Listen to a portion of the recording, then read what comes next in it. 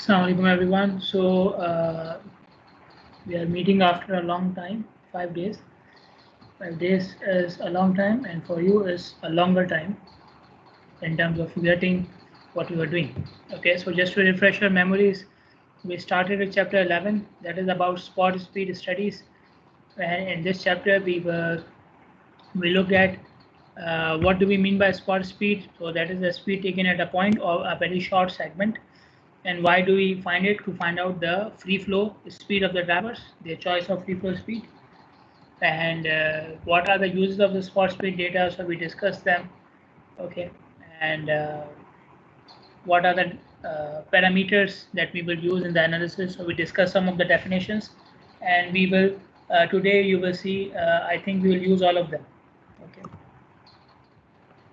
How do we collect speed data? We have talked about it in this chapter as well as in the previous chapter as well. And then I showed you the sheet, which I called as a tally sheet. Okay, where the speeds are collected in the form of speed groups, and then for each speed groups you mention the number of vehicles by using these vertical lines. Okay, so we have 4 vertical lines, then across one for the 5th vehicle, and then vertical lines again. Okay, so we make a set of 5 lines or 5 vehicles. Okay, so this is what you would do if you are collecting the speed using an app or a radar or a camera.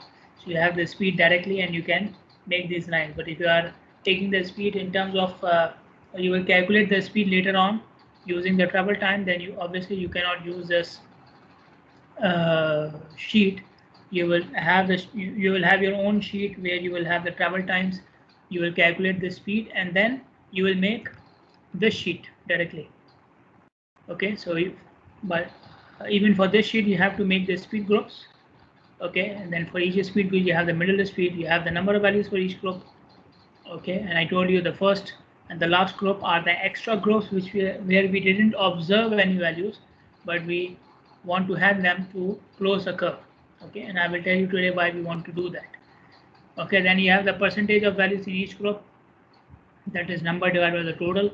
Then we have cumulative frequency, which is the frequency up till this point plus the previous cumulative value. Okay, so frequency of a group plus a previous cumulative value, and so on. Then we have n into s, where n is the number of vehicles in each group, s is the middle speed of each group. So you multiply them. For each group you have a value, and the summation of the values is given at the bottom. And you have n into s square, where n is the number of values and s is again the middle speed. So you do this multiplication with a square and you have the summation at the end as well. Okay, we plotted these curves. The first curve was between the frequency and the middle speed. The second one is between the cumulative frequency and the maximum speed. Maximum speed meaning the upper limit, this column. Okay, so you plot these two curves and you will see how we use these curves. So the important values about the speed data, what we call as a common descriptive statistics, are of two types. The statistics about central tendency and the statistics about dispersion. So central tendency gives you the middle value of the speed of the data, and dispersion gives you the spread of the data around the middle value or the variation in the data above the middle value. Okay, so we were discussing the measures of central tendency. The first one was mean, and the mean is simply summation of values upon total number of values. But which values are we summing up? If you sum up the number of drivers, then you don't have the speed. If you sum up the speed, then you don't have the number of drivers who are driving at the speed. So we need to sum a factor which is a product of these two. So we have taken the product in the previous table I showed you, n into s, number of values in each group multiplied by the middle speed of the group. So we have both here, multiply them, take the summation upon number of values, which is 68. For our case, these values, this value comes out to be 48.2 miles per hour. So the mean speed of the data is 48.2 miles per hour. This was up to the previous lecture, but today we will start from median. I think all of you have an idea about median. This is the middle value, as simple as that. Okay, in a range data set, pick up the middle value, that is median. Okay, so median is the value which divides the data into two halves of 50%, right? So 50% values are below median, 50% are above median.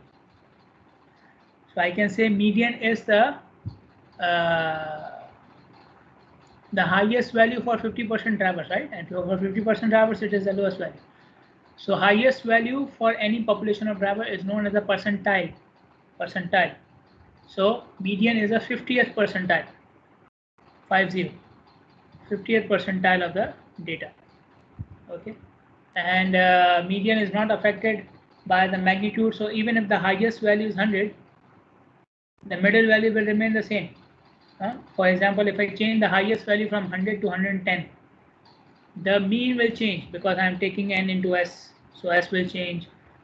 Okay, and the mean will change, but the median is the middle value. Okay, the median will remain as it is. Okay, so median does not, the good thing about median is it does not get affected by the extreme values. Okay, so extreme value is 0 or 5 or 10, it does not affect. Okay, if it is just one value at the end and one value at the top, extreme values do not affect median, but the extreme values can affect mean. Okay, now from where I can find the median? Median can be found from on any percentile. Remember I told you median is a percentile. So median or any percentile can be found from the cumulative frequency distribution curve, the second one at the bottom. Okay, how to do it? Median is which percentile? So it's dividing the data into 50%. So find out 50% on the y-axis. Draw a line to the curve and find out the speed at that point. Okay, find out the speed at the point where the line is intersecting the 50% cumulative frequency is intersecting the curve. So for this curve, it seems like it is 45. I'm not sure. The book, and you can see the values there as well. No, sorry, not 47, 45. It is 47.7. It's written here. Sorry, 47.7. Okay, so the median speed is 47.7. That means 50% drivers are driving below 47.7 and 50% are driving above 47.7. Okay. Okay, another measure of center tendency is mode. Mode, I think you know that the most common value, the most recurring value, and for frequency distribution curve or frequency distribution data, the data which has the highest frequency, the value which has the highest frequency. So you come here. So we will go to the first curve now, frequency distribution curve, and you go to the top. Okay, the top value of the frequency, the highest value of the y-axis. Now the value at the y-axis is not the mode. Mode is the speed which you have at that value. So wherever you have the point of highest frequency, find out the speed at that point. That will give you the mode. So mode in this case is 47 miles per hour. 47 miles per hour. So you have more chances of drivers driving at 47 miles per hour than any other speed. Okay, these are all comparative terms when we say highest frequency. So you can see here highest is what? Close to 18. You would say 18 is not high, but 18 is higher than any other speed value. Okay, so all the other speed values have lower percentage of drivers. Okay. Okay, now we will move towards, sorry, I think I missed, yeah, pace, sorry, missed pace. Okay, pace, I think I explained it earlier as well. This is the interval or increment of 10 miles per hour where you have comparatively highest proportion of drivers. The proportion of drivers we have in the pace range is more than any other 10 mile per hour range. Okay, I explained in the previous lecture as well how to get the pace. Let me show it to you. So first of all, come to the x-axis and find out the scale. Okay, so if it is on a paper, on a graph paper, then you would count the number of divisions, right? How many divisions make 1 mile and 10 miles? Okay, so find out the scale. If it is so for this graph paper, you can see 25. One division is 5 miles per hour. Between one vertical line and the other vertical line, how much is the difference 5 miles per hour. Okay, so 2 divisions means 10 miles per hour. Okay, so for this graph 2 division is 10 miles per hour. If it is on a plain piece of paper, then you will have a scale in inches and centimeters, right? So how many centimeter is 10 miles per hour? So find out the scale of the graph and find out how much length will be 10 miles per hour on the x-axis. According to that length, I have to make it smaller. So according to this length, so this is a box which I have made.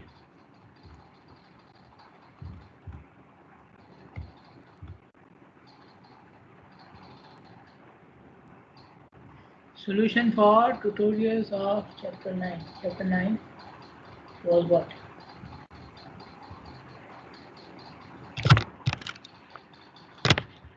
I will check it later on, okay? I will check it later on because today I've already finished this topic with section 1, okay? So I don't want you guys to be left behind. Can join the class and you need the link, okay?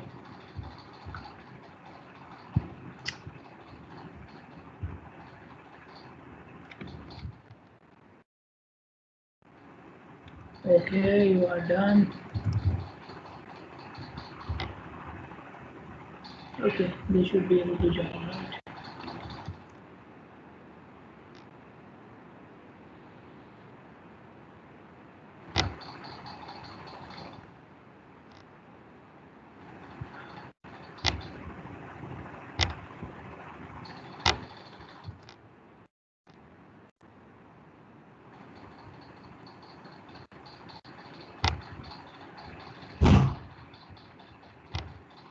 Okay, so we were discussing what we were discussing pace, right? So first of all, you find out how much length is 10 miles per hour, okay? So for that length, draw a curve, sorry, not a curve, a box or a line which is exactly 10 miles per hour according to the scale of the graph. So this box which I have marked here, let me highlight it.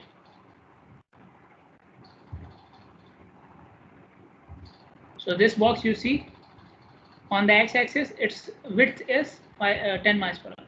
Okay. Then I need the pace range in the middle. So the width of the box is equal to pace. Now I need to shift it in the middle. So you shift the box to the middle. Okay. Now when you shift the box towards the middle, and now let me remove the highlight. So when you shift the box towards the middle, you see one end of the box is touching the one side of the curve and the other end is touching the other side of the curve. So how much is the distance between these 2 points? 10 miles per hour, because the length or width of the box is 10 miles per hour. So wherever you have this situation where one side of the curve is touching one end of the curve, one side of the box is touching one side of the curve, and the other side is touching the other side of the curve, these 2 points where the box is touching the curve becomes the pace range, So in this case, you can see it is written here 42.5 miles per hour and 52.5 miles per hour. So this value, where the left hand side of the box is touching the curve is 42.5, and this value where the right hand side is touching is 52.5. Okay, so you have these two sides now, and this is the pace range. So the highest proportion of drivers are driving between 42.5 and 52.5. So find out the scale, draw a line or a box, then shift this line towards the middle, and the point where the opposite sides of the line or the opposite sides of the box are touching the opposite ends of the curve, that becomes your pace range. Okay. So now we will discuss the measures of dispersion now. Okay. So the first one is standard deviation. I explained the standard deviation earlier as well. This is the average difference between the values and the mean of the data set. So you have 100 values. So from the mean you can have 100 differences. One difference for each value, and then you take their average. This should give you standard deviation. Okay, this is a simple definition of standard deviation. want to calculate a standard deviation, there are three ways to do it. There are two equations for standard deviation. Okay, so I will explain those equations here, and then I will explain another method in the coming slides. Okay, the first equation is for a set of values. This equation is for a set of values. Okay, so you have x, which is any value in the data set, x bar, which is the mean value, upon capital N minus 1. Okay, and you will take the square of the numerator, and then for the whole ratio you will take the square root. What is capital N? Total number of values. Okay, now this can be applied if you have values arranged in any set. Okay, so I give you 10 values, you will use this equation. Okay, so I'm giving you the values directly. Okay, but what about our speed data? Can I do this? No, because in our speed data I don't have the exact value of the speed. I have what? I have speed groups and I have their frequencies. So you can see here there is no mention of a speed group or frequency in this equation. So you cannot use this equation for our data set, for speed data set, but we will use this equation for another data set later on in this chapter. Okay, in chapter 11 we will use this equation as well. Okay, but it is not for frequency distribution data, so you cannot use it for finding out a standard deviation for spot speed. Okay, for spot speed data or frequency distribution data, I will use this equation. Okay, and this equation you can see I have the frequency, which is number of values. I have S, which is the middle speed, X bar, which is the mean, and capital N, which is the total number of values. Okay, now they have simplified this equation. Okay, so you can use this equation as it is if you want, but they have simplified this equation. I will tell you how.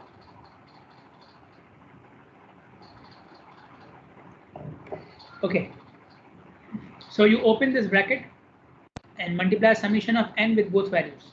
So when you open the bracket, you will have a square on S and a square on X bar as well. Okay, so this term will become summation of n into s square.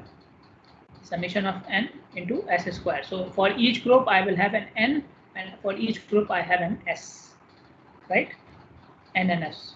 Now n is a number of values and s is a middle speed. So n into s square, I have it already for each group. If I go back to the table, see, for each group I already have the n into s square. Okay, so this is done. This is simple, no problem. Open the bracket, you have the square, and multiply the term with whatever you have outside the bracket. Okay, then x bar, when you open the bracket, it will become x bar square. When you multiply it with summation of n, it will become summation of n into x bar square, this term. Okay, now focus on this thing here. Okay, so it will become summation of n into x bar square. Okay, now x bar is one number. X bar will not change for each group. X bar is mean for the whole data set. So I don't have a different x bar for each group. So x bar will become a constant. Okay, so constant can be taken out of the summation. So instead of writing summation of n into x bar square, I will write x bar square multiplied by summation of n. Now what is n? Number of values in each group. So if you sum the values for all the groups, you will get what? You will get capital N. Capital N is the total number of values, right? So when you take the values for each group and you sum them, you will get total number of values for which you have recorded the speed data. Okay, so summation of n will become capital N. Okay, so this term will become x bar square into what? Capital N. Instead of summation of n, it will become x bar square into n. Okay, so I have, now let me show you the final equation. So this is the equation for frequency distribution after doing the simplification. Okay, so this was the first term, summation of n into s square, and this is the second term, which is which was x bar square into summation of n.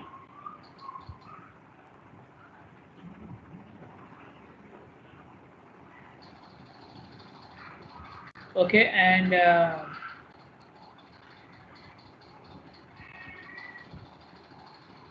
you know,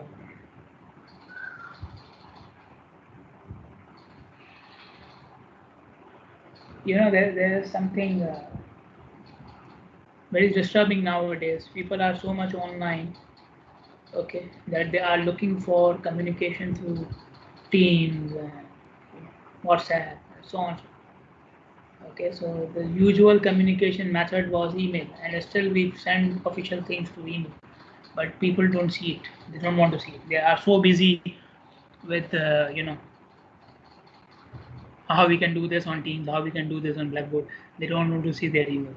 You keep on responding to them their emails, and they don't see it. Whew.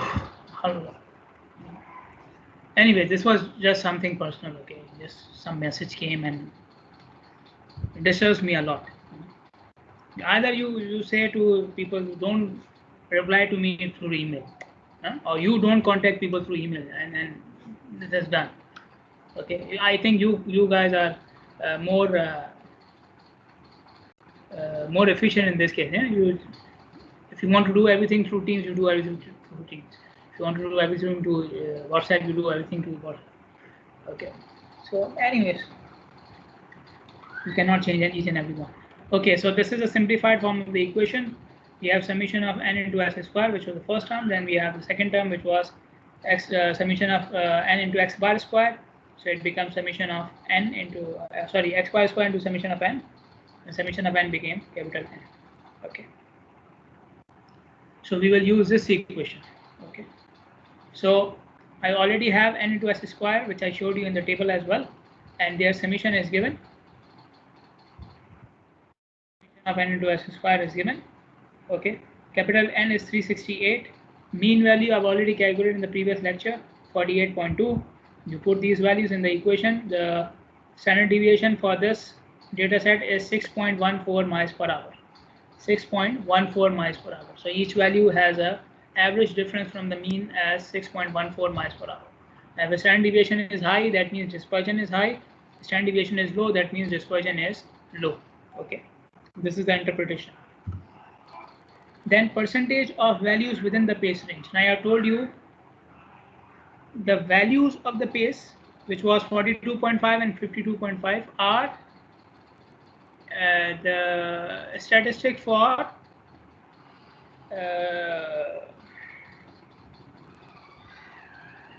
what were we calling it? Central tendency. Central tendency. Okay. Let me close the door.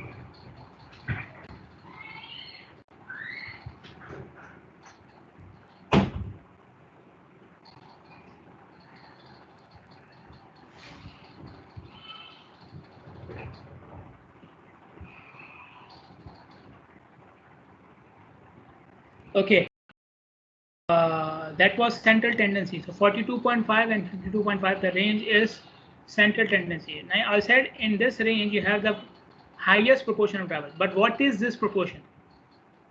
Okay, highest proportion means how many percent? What is the percentage of drivers which are driving in this range? Okay, so that will be the measure of dispersion.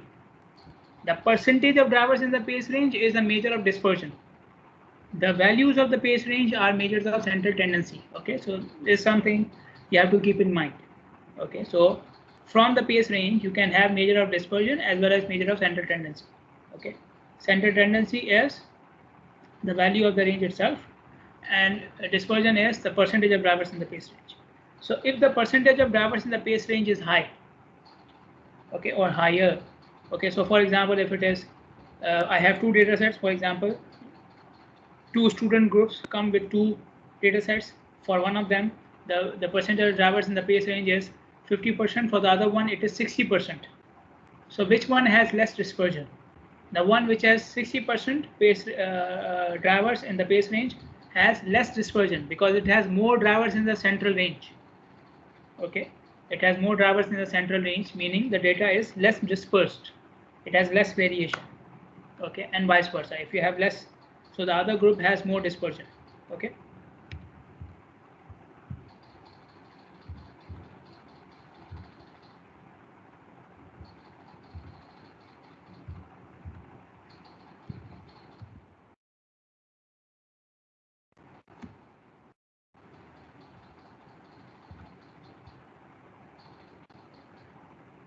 Okay, so I feel like somebody is coming late and I have to open the door for them, right? Anyways, so How to find out this percentage of drivers in the pace range? For that, we will use the cumulative frequency curve. Okay, cumulative frequency curve. Now remember, I've already taken the pace range from the first curve, the frequency distribution curve.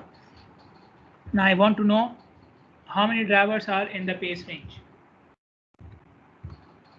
Okay. Now in the book, they have coincided the two axes of the curve. So x-axis of the first curve and the second curve are coinciding with each other. Okay, so you can see that they are dropping the lines from the top axis. Okay, because the values are already marked here. Okay, 42.5 and 50.5 are already marked here. But in your case, obviously, you may be using two different graph papers for each curve. So just take the value from the first curve and then plot it on the axis of the second curve. Okay. So for example, the first value is 42.5. For the pace range, first value is 42.5. Come to this curve, 42.5. Okay, where is 42.5 on the x-axis? Draw a perpendicular on the curve and go to the y-axis. Find out how much is the cumulative frequency. Now cumulative means what? Percentage of drivers who are driving at 42.5, and I also added the previous values, right? So for example, now not example, in this case the cumulative frequency for 42.5 is 16%. It is written here, 16%. So 16% are drivers who are doing what? Who are driving at 42.5 miles per hour or less. Because remember, the previous values are added in cumulative value. So this 16% is the frequency for this driver who is at 42.5, as well as for the drivers who are having less speed than this. So 16% drivers are driving at 42.5 or less. Similarly, then you come to 52.5. They have dropped the perpendicular from here, but you can drop it from here as well. So come to 52.5, drop the perpendicular on the curve and find out the cumulative frequency. Now this frequency for 52.5 is 77%. So 77% drivers are driving at or below 52.5. Okay. So 77% driving at or below 52.5, 16% driving at or below 42.5. So how many are driving between 52.5 and 42.5? You will take the difference, right? Take the difference of the two values, you will get the drivers who are driving between 52.5 and 42.5. So 77 minus 16, 61%. 61% drivers are driving within the pace range. Okay. 77%, 52 and less, 16%, 42 and less. You take the difference, you will get the drivers between 52.5 and 42.5. Okay, so this will, now you can see here 61%. So 61% is already so high that no other range can have 61% or more drivers, right? So it already proves that the pace range you have selected is obviously having the highest proportion of drivers. There is no other range possible in 100% data which can have more than 61%, right? Okay, so your claim that pace range has the highest proportion of drivers is also justified. Okay.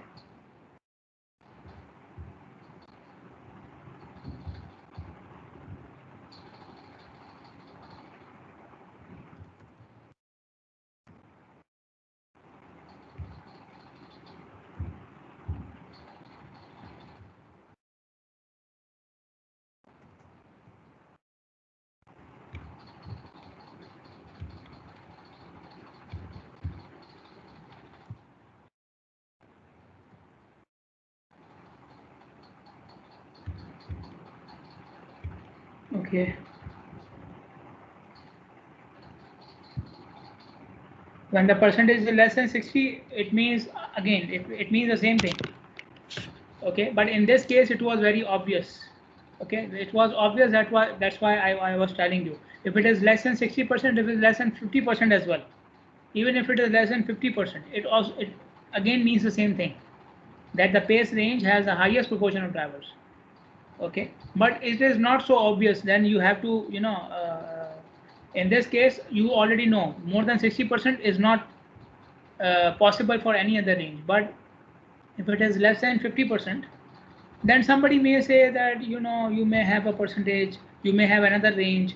Okay, but it is not possible even in that case, because you have taken the values from the middle of the curve. See, The pace is in this region, the middle point, and the middle is already having the highest frequency.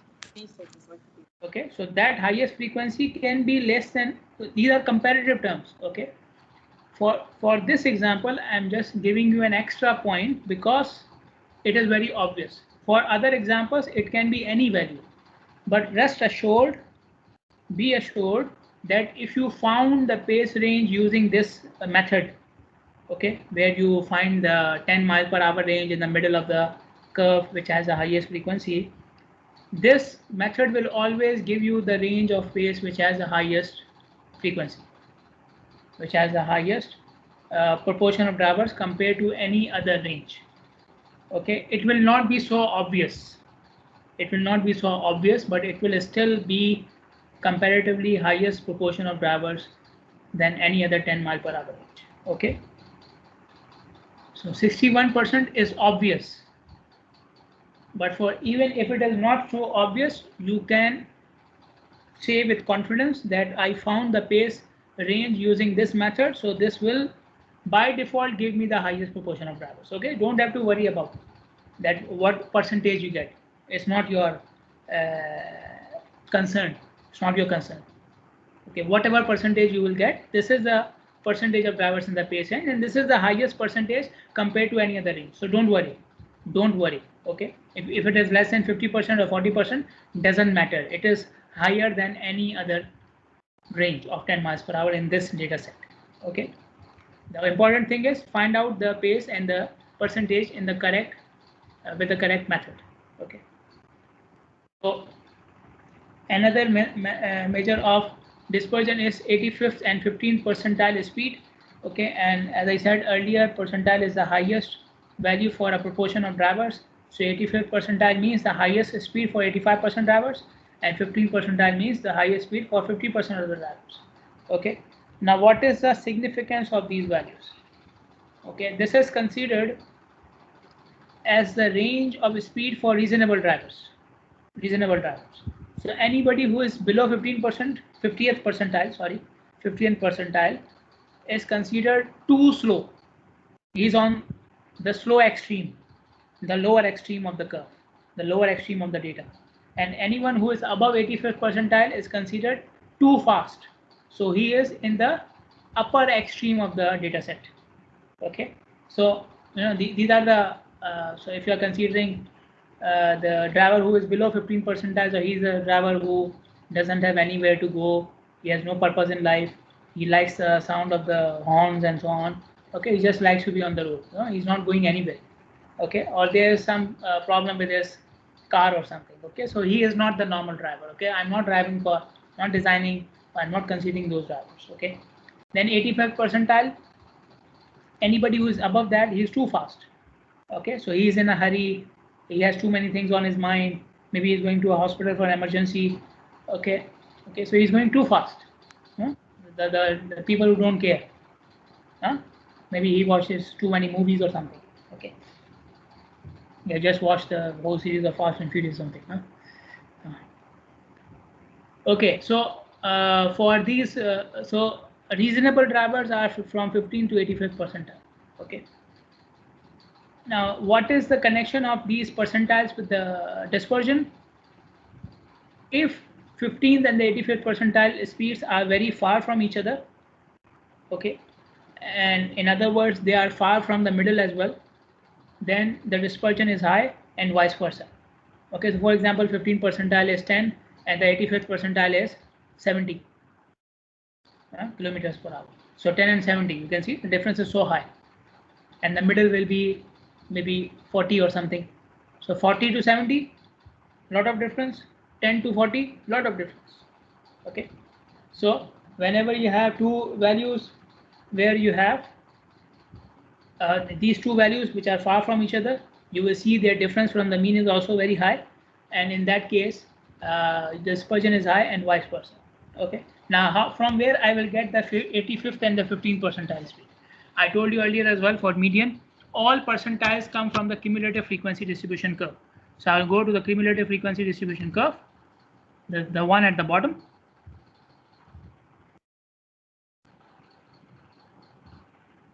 Okay, and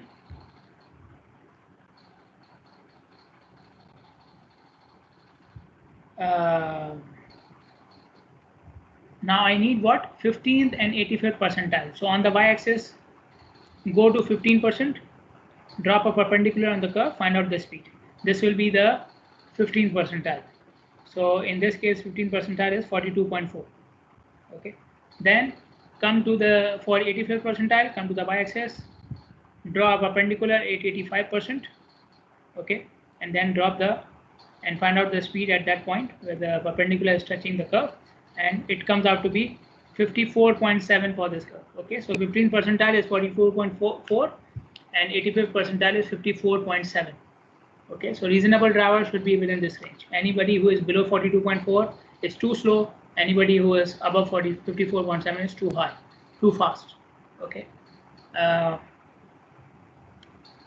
What was I about? Now you see the difference between these two values, and you see the difference with the mean. The mean is 42 point something, 42.2. Sorry, not 42, 48.2. The mean is 48.2 miles per hour. 48 and 54, and 48 and 42. The difference is not so high. It's only 5-6 miles per hour. It's not so high. And even the difference between the two values, 54.7 and 42.5, the difference is around 12 miles per hour. Okay, so this is not a this, we cannot call it high dispersion. The dispersion is reasonable in this case. Okay, the dispersion is not so high. Okay, for this data set, the data is very close. The values are very close to each other. The reasonable drivers are driving in a very close range. Okay. Now there is another use of these values, and the use is to calculate standard deviation. Okay. Now I showed you this equation for standard deviation, right? This one.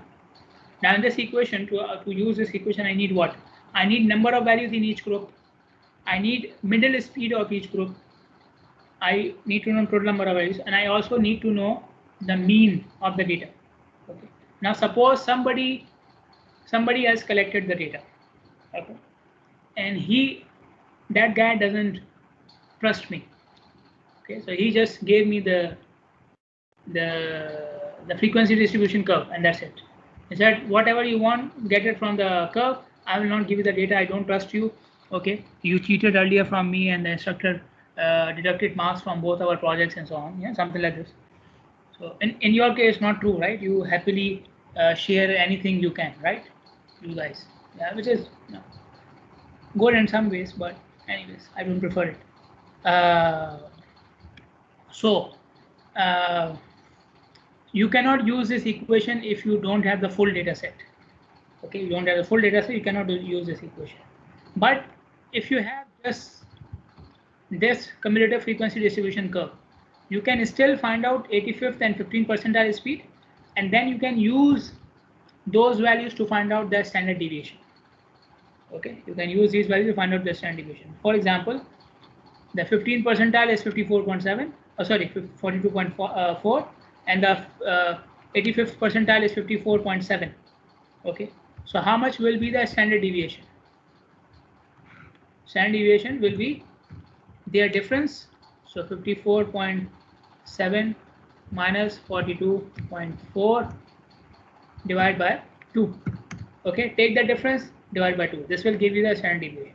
So how much is this?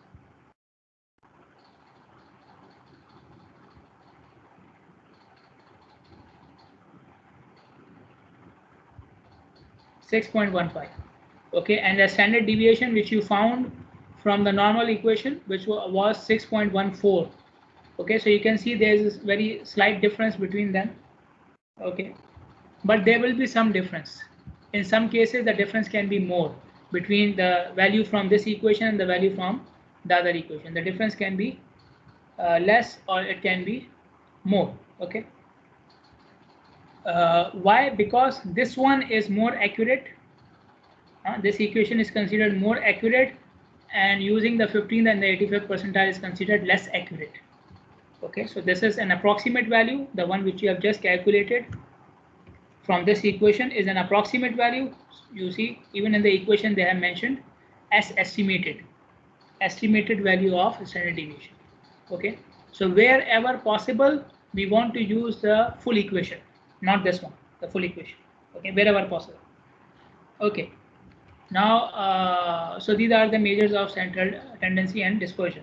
Now we will talk about the normal distribution. I told you earlier, whenever we are plotting the curves, we want to start at 0 and end at 0. Why? Because we want a symmetric curve. Okay, so we had a 0 group at the start and a 0 group at the end. So I inserted, or I made an extra group below the lower speed and above the higher speed to have 0 values. Okay, otherwise, I should have started from here, right? 32 to 34, and I should have ended at 66. Okay, because I have values here and I have values here. I don't have any value before 32 and I don't have any value after 66, but still I have a group at the start and a group at the end. Okay, let me make it bigger. So these are things I am talking about. See, 0 0. Why do I have 0 0? If I have 0 0, then start from 32 and end at 66. So I made these extra groups so that I can have the curve starting from 0 and then ending at 0. I'm talking about this curve, frequency distribution curve. Okay. Why? Because I want to have a symmetric curve. Now symmetry means what? First of all, symmetry means start and end same values. If I did not have these 0 values, then I would have 5 and 2, right? The first value is 5, the last value is 2. So if I did not make these extra groups, then the first value and the last value will be different from each other. Then the curve cannot be symmetric. Okay, so symmetry can only be achieved when you insert these 0 groups. Okay. Second thing, the curve should be, the peak should be in the middle, and there should be only one peak. So you can see the curve goes up and then it goes down. There's no zigzag or there's no up and down. Once it goes up, then it goes down and down and down. Okay, it does not go up again. So there's only one peak of the curve, and the peak is almost in the middle. Okay, so this is another indication of symmetry, that the peak, there's only one peak and the peak is in the middle. If you have multiple peaks, again the curve cannot be symmetric, and if the peak is not in the middle, the curve cannot be symmetric. Okay, so symmetry can only be achieved if you have one peak and that peak in the middle. So what is happening on both sides of this peak value? The curve is symmetric. It's a mirror image almost. The data on the left hand side of the peak and the right hand side of the peak is similar to each other. Okay, so this is what we call as a symmetric curve. Okay, the shape of the curve is known as a bell shape.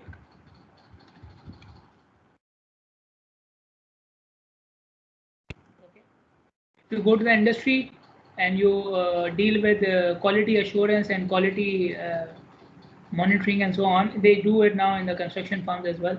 You will often hear this term, and you will use this curve, bell-shaped curve. So bell-shaped curve is considered as a measure of quality. Okay. So spot speed data follows, or any data follows a bell-shaped curve. Whenever you plot a frequency distribution data for a real frequency distribution curve for a real data set, I mean the data set which you have collected from the field randomly, that data follows a bell-shaped curve, and this the distribution that follows a bell-shaped curve is known as a normal distribution. It's known as a normal distribution. So you can see, even the name is suggesting that this distribution is normal, common, right? So when I say this guy is not the normal guy, that means what? This type of guys are common. So he's a normal teenager, he's a normal old guy, he's a normal kid. That means what? The properties of that kid or that teenager or that old guy is common to everybody. So normal distribution means the same thing. So the distribution which you will find commonly in most of the data sets. So most of the data sets, when you collect the data from the field and plot it as a frequency distribution, you will get a bell-shaped curve, and the distribution will be called as a normal distribution. Okay. So how do we denote normal distribution? The notation for representing any data set which follows normal distribution is this one. So X is the data set. In our case, it is a speed. So instead of X, I can write speed. N is a notation for normal distribution. So capital N will remain as it is. Then you see square brackets, and within square brackets, two numbers. What are these numbers? The first number is mean, the second number is variance. Okay, so mean we know, variance is the, so we have this equation for standard deviation, right? Now in this equation, if you remove the square root, it will become variance. So variance is the square of standard deviation. Variance is the square of standard deviation. Okay, simple. Okay, if you want to calculate directly, just remove the square root and then recalculate the value. Okay, but you don't have to do that. Variance is the square of standard deviation. Okay, so for my data set, if I want to calculate, if I want to represent it as a normal distribution, how will I write it? I will write it as S, meaning speed, equals N, meaning is normal distribution, within bracket mean, so mean is 48.2, variance is square of 6.14. So what is the square of 6.14? How much will be the square of 6.14?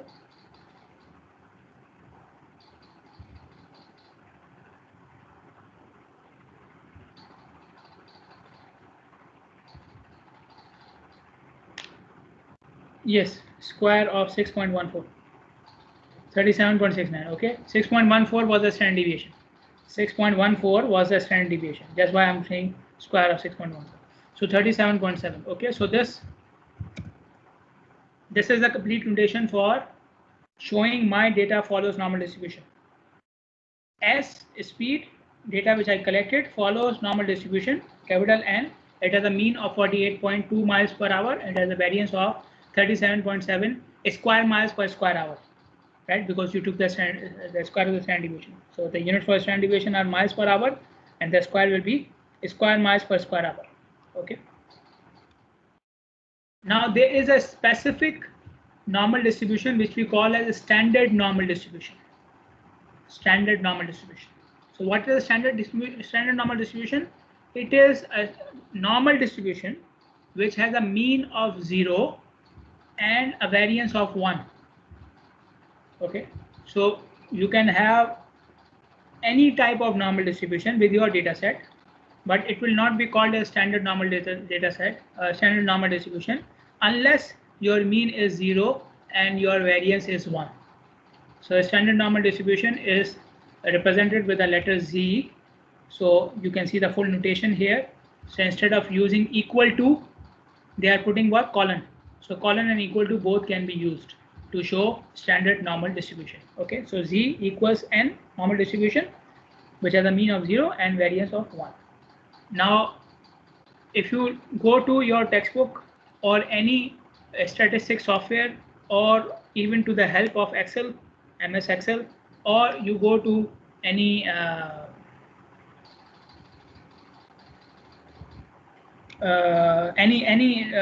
data analysis book, you will find a standard normal distribution table and a standard normal distribution graph there. Okay, so standard normal, because it is fixed. Standard normal is a fixed normal distribution. So all values, all percentages, all percentiles, mean, mode, everything is fixed. So if I have a data which follows standard normal distribution, if I can prove my data follows standard normal distribution, then I do not need to make any calculations or any analysis for my data set, because all values are already given in the tables and charts. We will use them later on, but just to give you the concept, standard normal distribution, all values are fixed, so you don't need to recalculate any value for your data set if it follows standard normal distribution. But the problem is your data set cannot follow standard normal distribution, because speed cannot be 0, right? How can the mean speed be 0? Speed 0 means what? Nobody is going, right? So mean speed cannot be 0. So I have a data set which cannot follow standard normal distribution. But I can convert my data set to standard normal distribution using this equation. Okay, so Z is the converted value, the equivalent value. X is the value you want to convert, so speed. Mu is the mean speed, and sigma is the standard deviation of my data set. Okay, so value minus mean upon standard deviation will convert the value from any normal distribution to standard normal distribution. Okay, so for example, if X was 34 miles per hour, you convert it to Z and it comes out to be 0.03. Now what is the percentage of drivers who are driving at 34? I can go to the Z table without making any graph or something, and I can find out how many drivers are driving at 34 miles per hour, meaning at 0.03 z value. Okay, so just find out for your x, for your value, for your data, how much is a equivalent z value, and then you go to the z table and find out the percentage, find out the median, find out the mean, everything. Okay, so any distribution, normal distribution, can be converted to standard normal distribution. And why do we want to do that? Because for standard normal distribution, the percentages, the frequencies, and the probabilities are fixed. Okay, so I can find out many parameters without performing any extra analysis. So we will do it later on as well. Okay, I'm going for the attendance. If you don't have any questions.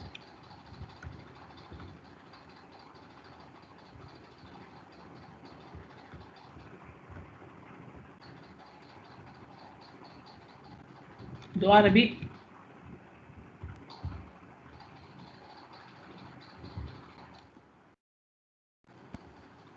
Okay, Amna Muhammad.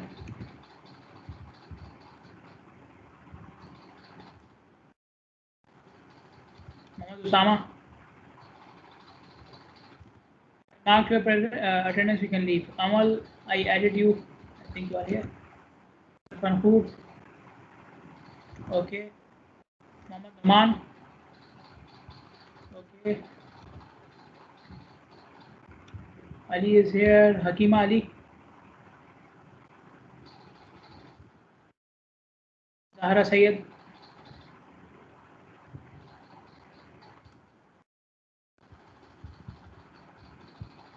Abdullah Jaliluddin. Ibrahim.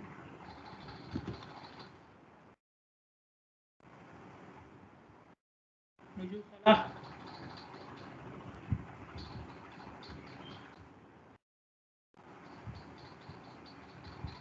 Zahra Riyad. Nadine Hussam.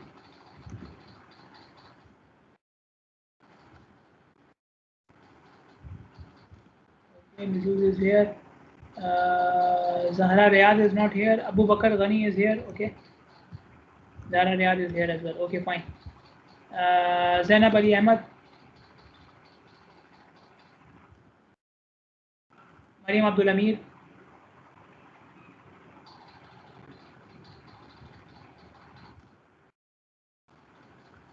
Majd Bashar. Asil Hassan.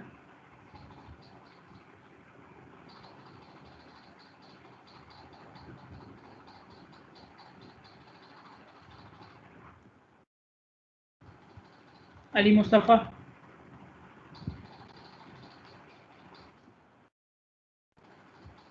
Ahmad Khalid.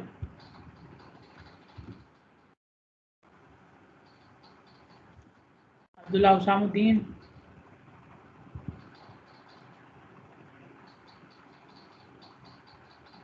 Latifa Ahmad.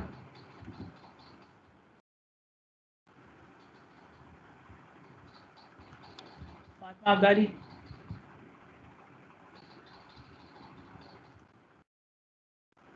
Zaina Abdul Al. Ala Salman.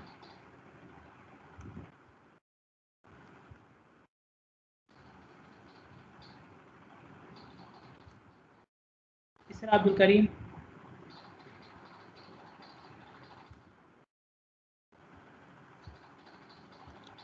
Ali Abdul Razak.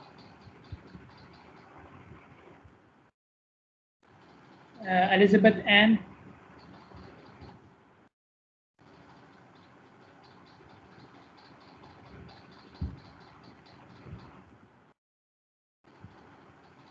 Ibrahim Muhammad.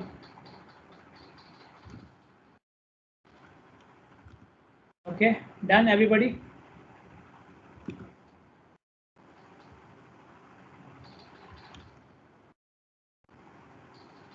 I'm going for section 1.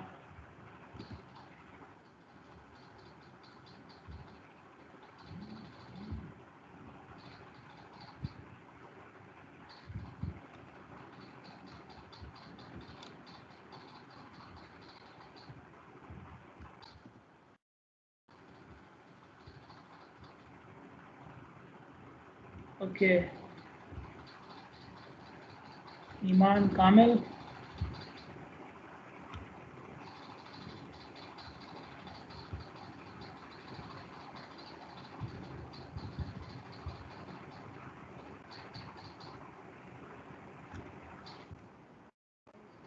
Iman Kamil, Huda Hassan. Okay. Was Dana Isa.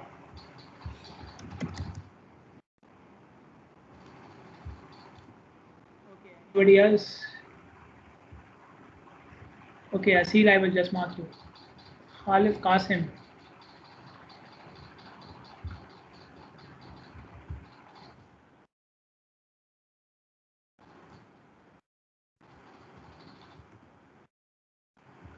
Okay, Khalif Qasim is there.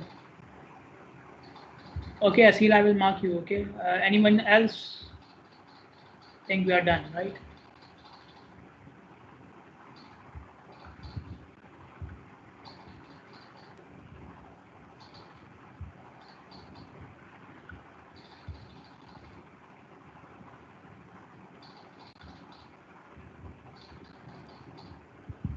Dana Yasir is here or not?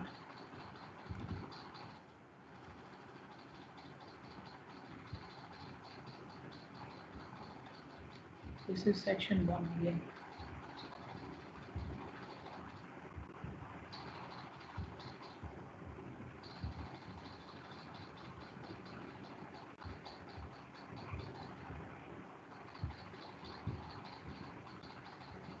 All of you can leave. I will just mark Asil and that's it. Okay, done. Assalamu alaikum.